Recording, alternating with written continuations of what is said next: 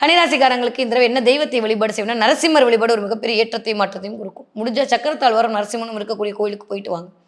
அந்த கோயிலை விளக்கேற்ற முடியிற மாதிரியான ஒரு சினாரியோ இருக்குன்னா தயவு செஞ்சு நெய் போட்டு 2 விளக்கேற்றி விட்டு வாருங்க.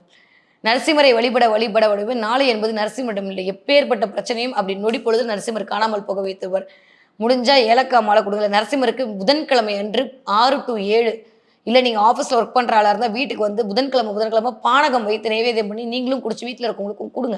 இந்த 1 மாதம் அதை பண்ணி பாருங்கள். ரிசல்ட் உங்களுக்கு வேறு லெவலில் இருக்கும். ஸோ நரசிம்மருக்கு பானகம் வைத்து உங்களுடைய கோரிக்கையை சொல்லக்கூடிய கன்னிராசிக்காரர்களுக்கு கேட்டதெல்லாம் கிடைக்கக்கூடிய மாதமாக இந்த மாதம் இனிதே மலர காத்திருக்கிறது. இந்த மாதம் நீங்கள் என்ன பார்ப்பீங்க அப்படின்னா, நிறைய கன்னிராசிக்காரங்க இந்த தடவை தவறாக எடுத்துக்க வேணால் நிறைய ஓனாய் பார்ப்பீங்க. நிறைய ஓனாய் பார்ப்பீங்க. ஓனாயா? Yes, wolf. அந்த பேர் இல்லை, அந்த ஓனாய் பார்க்கறது ஏதாவது ஒரு இடத்துல உங்கள் கண்ணில் படுறது, இல்லை ஃபோனை திறந்தால் உங்களுக்கு மட்டும், நீங்கள் தானே கன்னிராசி, உங்களுக்கு மட்டும் தெரியும். பிரபஞ்சத்துக்கு தெரியும் யார் கன்னிராசி, எவர் ஃபோனுக்கு அனுப்பணும். இந்த தடவை நீங்கள் அதை பார்ப்பீங்க.